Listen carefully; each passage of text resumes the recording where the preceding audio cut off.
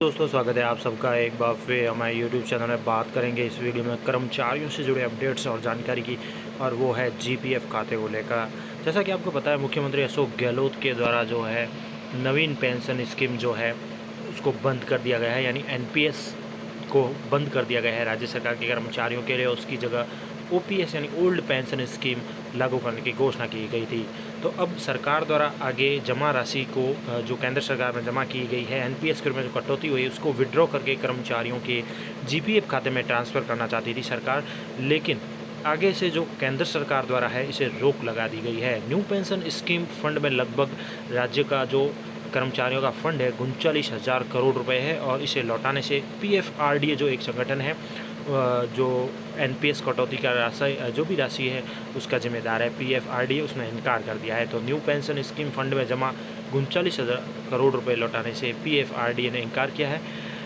उन्होंने कहा है ऐसा कोई प्रावधान नहीं है। तो ये कर्मचारियों के लिए बड़ी खबर है और बड़ा झटका भी है कि कर्मचारियों के लिए जो जीपीएफ कटौती शुरू होने वाली थी, दूसरी तरफ जो है केंद्र सरकार से जिस प्रकार से मना आया है उस हिसाब से अब आगे क्या होगा ये तो आने वाला समय ही बताएगा। तो पूरी खबर आपको दिखा देता है। इस प्रकार है कि प्रदेश के 5 लाख से ज़्यादा कर्मचारियों के लिए ओल्ड पेंशन स्कीम यानी ओपीएस लागू करने की घोषणा सीएम अशोक गहलोत ने अपने बजट में की थी।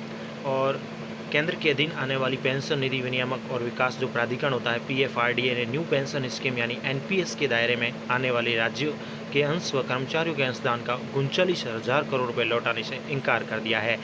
दरअसल सरकार ने 1 अप्रैल 2022 से ओपीएस लागू करने की घोषणा की थी। मुख्यमंत्री श्री अशोक गहलोत के द्वारा कर्मचारियों के हित में जो है ओपीएस लागू करने की घोषणा की गई थी। यह ऐलान भी किया गया था कि एनपीएस में कर्मचारियों की कटौती बंद करके पीएफआरडीए में जमा उनकी जो राशि होगी वह जीपीएफ में शिफ्ट कर दी जाएगी। इसके लिए वित्त विभाग ने 21 अप्रैल को पीएफआरडी को एक पत्र लिखकर भी कहा था कि राज्य सरकार ने 1 जनवरी 2004 के बाद से एनपीएस के दायरे में आ रहे अपने कर्मचारियों के लिए ओपीएस लागू कर दी है।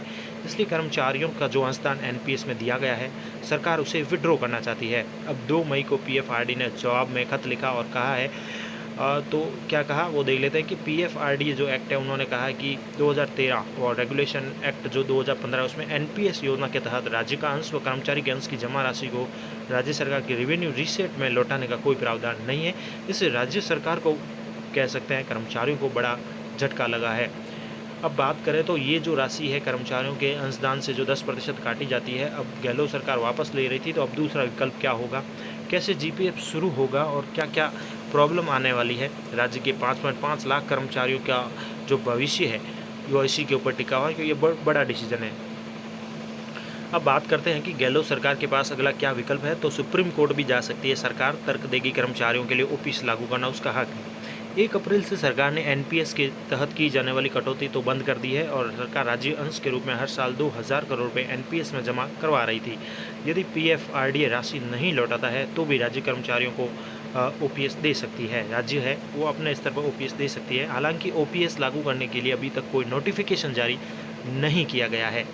बात करें तो दूसरा पॉइंट है कि राज्य सरकार ने महाधिवक्ता से इस मामले में विधिक राय लेने के लिए प्रस्ताव भी तैयार कर लिया है, और सरकार कोर्ट में तर्क दे सकती है कि पीएफआरडी का गठन यूनियन लिस्ट के 71वें आइटम के तहत हुआ है, इसलिए इसके नियम कानून राज्य पर लागू नहीं हो सकते। अब बात आती है दूसरी, पीएफआरडीए को क्यों परेशानी है। छत्तीसगढ़ और हिमाचल प्रदेश भी ओपीएस लागू कर चुके हैं। 3 राज्यों ने एक साथ विड्रॉ किया तो 1 लाख करोड़ रुपए इसमें से निकलेंगे। मार्च 2022 तक पीएफआरडीए फंड में राज्यों का 3.60 लाख हजार करोड़ रुपए जमा था। राजस्थान के साथ हिमाचल व छत्तीसगढ़ ने भी ओपीएस की घोषणा कर दी है। यदि तीनों राज्य एक साथ पैसा विड्रॉ करते हैं तो बाजार से करीब 1 लाख करोड़ रुपए बाहर निकलेगा। ऐसे में बात करें तो एनपीएस के मौजूदा क्लोज में एक्टिव के 3 विकल्प रहेंगे। एक तो पहला वीआरएस लेने पर, ऐसे में 80% राशि फिर फंड में री इन्वेस्ट करनी होती है। दूसरा रिटायरमेंट पर, ऐसे में 40% राशि फंड में री इन्वेस्ट करनी होती है। तीसरा होता है कर्मचारी की मृत्यु होने पर, इसमें परिजनों को फंड में जो जमा पूरी राशि है वो मिल जाती है। तीसरी बात है कर्मचारियों को सबसे बड़ा नुकसान हो रहा है। एक तो ओपीएस के आदेश अब तक जारी नहीं किए गए हैं, यानी ओपीएस लागू हो गए ये जारी नहीं हुए हैं, जीपीएफ की कटौती शुरू नहीं हुई है। दूसरा एनपीएस कटौती भी बंद हो गई है, तो कटौती से मिलने वाला जो इनकम टैक्स बेनिफिट है वो भी अभी बंद है। सरकार ने 1 अप्रैल से एनपीएस में कटौती तो बंद कर दी है, पर ओपीएस लागू करने के आदेश अभी तक जारी नहीं किए हैं। एनपीएस का फ़ायदा मिलना बंद हो गया है। पर ओपीएस का लाभ भी अभी तक शुरू नहीं हुआ है, यानी ओपीएस का लाभ तब मिलेगा जब जीपीएफ की कटौती होगी। कानूनी पचड़े में ओपीएस लागू करने में काफ़ी दिक्कतें हुई तो कर्मचारी दोहरी मार भी खाएगा। एनपीएस में कटौती से कर्मचारी को इनकम टैक्स बेनिफिट मिल रहा था, जो अब वो बंद हो गया, क्योंकि एनपीएस की कटौती बंद हो गई है। यानी कर्मचारी को दोहरा कह सकते हैं झटका मिलेगा। ओपीएस के बाद आदेश अभी तक जारी नहीं हुए हैं और एनपीएस कटौती से मिलने वाला जो इनकम टैक्स बेनिफिट है वो अभी बंद है। 1 जनवरी 2004 के बाद जो कर्मचारी सरकारी सेवा में आए उनके कॉन्ट्रैक्ट में लिखा है कि सरकार उन्हें एनपीएस देगी, पर एनपीएस से बाहर वाले जो भी है वो सरकार ने कर्मचारियों से सहमति नहीं ली आने वाले। अब बात करें तो एनपीएस को लेकर के कर्मचारियों के एनपीएस में मूल वेतन का 10% राशि जो है राज्य सरकार अंशदान के रूप में पीएफआरडीए के फंड में जमा करवाती है। 18 साल में राजस्थान ने इस फंड में लगभग 28,000 करोड़ रुपए जमा करवाए हैं और ब्याज सहित यह राशि 39,000 करोड़ रुपए होती है।